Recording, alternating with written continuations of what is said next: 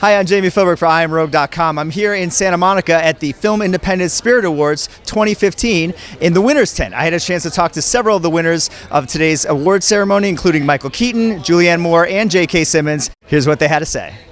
Patricia, when you first talked to Richard Linklater about the concept for this film, what was your thoughts and were you concerned about a 12-year engagement? No, I wasn't concerned at all. I just knew enough about the business that it's so hard to get financing for a small movie and that legally you can't have a contract, so anyone could have left. So I knew the likelihood of getting financing was slim to none. So that was what blew my mind. I wanted to be a part of it. I knew no one had ever done it in scripted film before.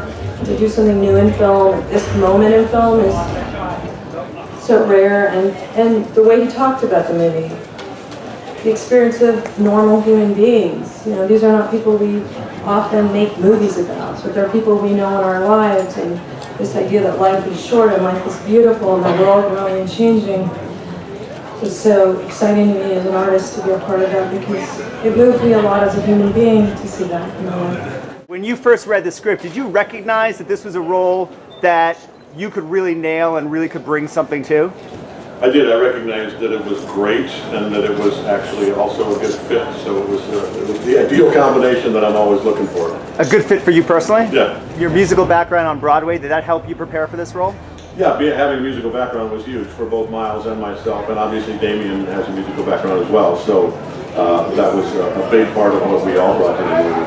Dan, could you talk about creating the character of Lou Bloom and then casting Jake Gyllenhaal in that role? Your first instinct as a writer, at least mine, is often you try to plug a hero into the story. And I beat my head against a wall trying to fit a hero into the story of Nightcrawler. And one day, I think maybe after watching Face in the Crowd or Sweet Smell of Success, I became intrigued with the idea of an anti-hero.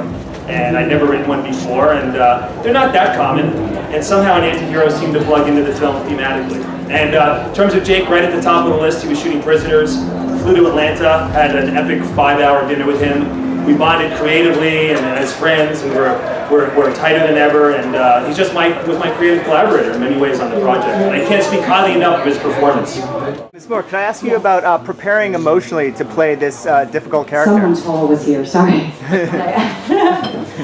It was an amazing experience, actually, working on this movie. The Alzheimer's community was so incredibly helpful and generous with their time and their information. It was pretty extensive, the research, because I hadn't had any personal experience with Alzheimer's.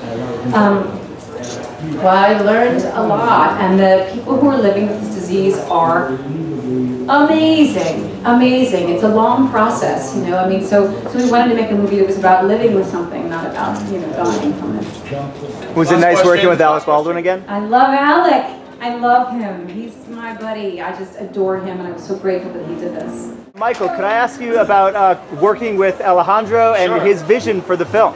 He had no vision. He had no idea. He never worked. Zach basically directed the movie. No. It was great. He knew from the get-go what he wanted to do, and then we just tried to pull it off, and he did.